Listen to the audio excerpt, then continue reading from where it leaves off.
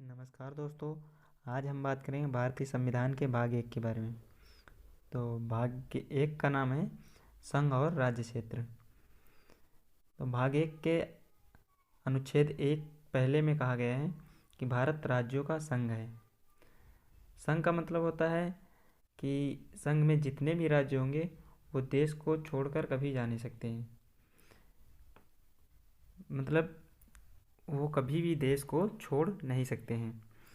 और फेडरेशन होता है। फेडरेशन का मतलब होता है कि देश को छोड़कर कोई भी राज्य कभी भी उस देश को छोड़कर जा सकता है।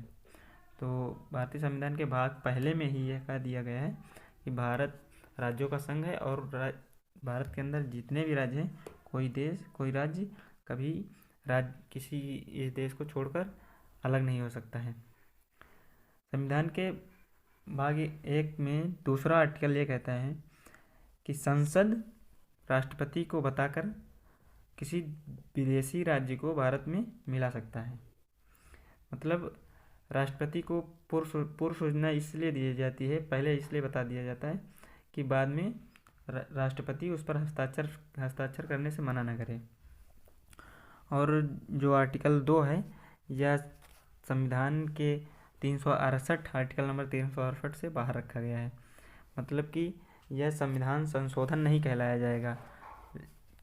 संविधान संशोधन, और इसका मतलब इसमें यह भी कहा गया है कि संसद की 50% बहुमत से यह कोई विदेशी राज्य भारत में संसद मिला सकती है।